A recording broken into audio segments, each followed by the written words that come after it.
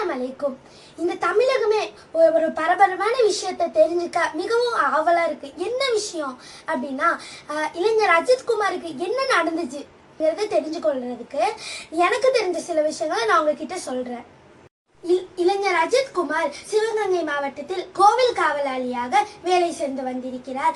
அப்போது ஒரு பெண்மணி அந்த கோவிலுக்கு சென்று திருப்பி வந்த போது தனது வாகனத்தில் வைத்திருந்த 10 சவரம் நகை காணாமல் போயிருக்கிறது என்று போலீஸ்காரிடம் புகார் கொடுத்திருக்கிறார். அந்த விசாரணையின்படி அஜித்குமாருடன் 4 நபரையும் விசாரிக்க கூட்டிட்டு செல்கிறார்கள். அப்போது அஜித்குமாரை மட்டும் தனியாக கூட்டி சென்று அடித்து மிகவும் வலிக்கு கொண்டு வரார்கள். அப்போது அந்த அடியை தாங்க முடியாமல் அஜித்குமார் அந்த நகையை மாட்டுக்கொட்டையை வச்சிருக்கிறேன் என்று கூறுகிறார்கள். அப்போது அந்த போலீஸ்காரர்கள் மாட்டுக்கொட்டையில் போய் பார்க்கும்போது அங்கேயும் அந்த 10 சவரம் நகை இல்லை.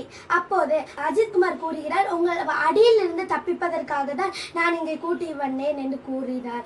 அப்போது போலீஸ்காருக்கு மிகவும் உச்சகட்ட கோபத்துக்கு ஏறி அங்கே இருக்கும் பிவிசி பைப்புகளையும் இரும்பு கம்பைகளும் வச்சு மிகவும் அழுத்தி அடிக்கிறார்கள். அப்போது அஜித்குமார் தண்ணி கேட்கிறார்கள். அப்போது மிளகா பொடி கலந்த தண்ணியை குடித்து மிகவும் சித்திரவதை செய்தார்கள்.